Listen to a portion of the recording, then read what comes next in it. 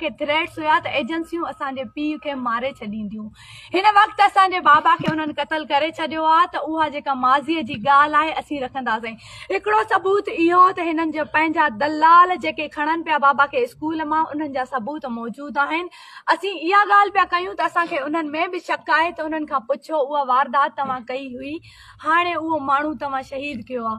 ॿी वारदात इहा त 3 अप्रैल 2023 में बाबा खे हिदायतुल्लाह बाजराणी जेको ही सामो स्कूल आहे, सामो दुकान आहे SHO नसीराबाद, हिदायतुल्लाह बाजराणी सामो चाचा असांजे जो दुकान आहे जिथां उनखे वठी वियो हुयो। उते आए विटनेसिस माण्हुनि उनखे ॾिठो, उहो कैमरा में अचे पियो।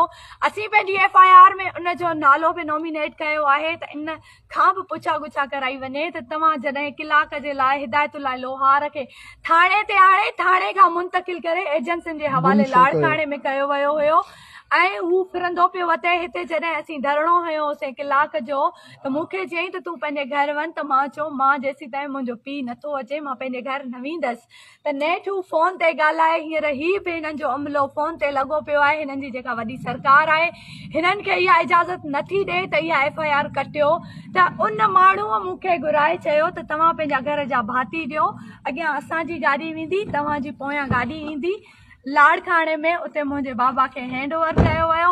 मुसलसिल बाबा खे थ्रेट्स ॾिना विया, मुसलसिल बाबा खे थ्रेट्स ॾिना विया ऐं बाबा रोज़ पंहिंजो स्कूल वेंदो आहे, हिन रस्ते खां वेंदो आहे। हीअ घिटी मां तव्हांखे ॾेखारियां थी, ही वाक़ियो असांजो 1/2 किलोमीटर ते आहे जेको गोलीअ जो आवाज़ बि थियो आहे।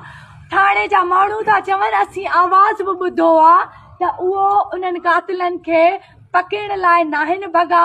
ऐं सरासर इहो ई चवंदसि त जेके खुफ़िया एजेंसियुनि जा माण्हू आहिनि उन्हनि खे सहूलियतकार कंदड़ ही नसीराबाद जो थाणो आहे, जंहिं पहिरीं बि माण्हू खणायो आहे, जंहिं पहिरीं बि माण्हू माराया आहिनि, जेको हींअर बि माराए पियो ऐं असांजी FIR इन तहत न पियो कटे।